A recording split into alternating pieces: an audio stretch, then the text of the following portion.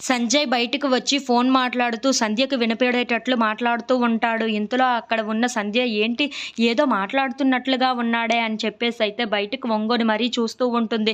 ఇంతలో అక్కడ ఉన్న సంజయ్ మాత్రం క్రిష్ కన్నతల్లి ఉంది కదా! తనది నేచురల్ డెత్ కాదు. తనని చంపింది ఎవరు అంటే నా కన్నతండ్రి మహదేవయ్యే అని చెప్పేసైతే అంటూ ఉంటాడు. ఆ మాటలు వినగానే అక్కడ ఉన్న సంధ్య అయితే ఒక్కసారిగా షాక్ అయిపోతూ ఉంటుంది. ఇంతలో వాళ్ళ అక్క బావ దగ్గరికి వెళ్లి చెప్తూ ఉంటుంది. ఆ మాటలు వినగానే అక్కడ ఉన్న క్రిష్ చాలా కోపంగా మహదేవయ్య దగ్గరకు వస్తూ ఉంటాడు. అది చూడగానే అక్కడ ఉన్న మహదేవయ్య మాత్రం చిన్నా అని చెప్పేసి అయితే అంటూ ఉంటాడు. ఇంతలో అక్కడ ఉన్న క్రిష్ మాత్రం మహదేవయ్య దగ్గరకు చాలా కోపంగా వస్తూ ఉంటాడు. అది చూడగానే అక్కడ ఉన్న మహదేవయ్య మాత్రం ఏంట్రా ఇలా వచ్చావు అని చెప్పేసి అయితే అడుగుతూ ఉంటాడు. ఇంతలో అక్కడ ఉన్న క్రిష్ మాత్రం నా కన్న తల్లిని చంపింది నువ్వేనా, ఎందుకు చంపావు అని చెప్పేసి అయితే అంటూ ఉంటాడు. ఆ మాటలు వినగానే అక్కడ ఉన్న మహదేవయ్య అయితే ఒక్కసారిగా షాక్ అయిపోయి క్రిష్ వైపు అలా చూస్తూ ఉండిపోతాడు. ఇంతలో సంజయ్ బయటకు వచ్చి హమ్మయ్య నాకు కావాల్సిన సీన్ ఇదే కదా, ఇప్పుడు నాకు కావాల్సిన సీన్ జరగబోతుంది అని చెప్పేసి అయితే అనుకుంటూ ఉంటాడు.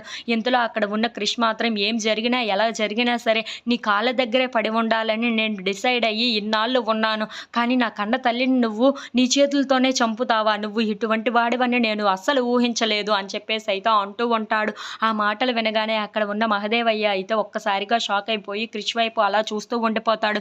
ఇంతలో అక్కడ ఉన్న క్రిష్ మాత్రం తన చేతిలో ఉన్న కత్తిని తీసుకొని మహదేవయ్యకు చూపిస్తూ ఉంటాడు. ఇంతలో అది చూడగానే అక్కడ ఉన్న మహదేవయ్య అయితే ఒక్కసారిగా షాక్ అయిపోతూ ఉంటాడు. అది చూసిన సత్య అయితే ఏంటి క్రిష్ నువ్వేం చేస్తున్నావు అని చెప్పేసి అయితే క్రిష్ దగ్గరికి వస్తూ ఉంటుంది.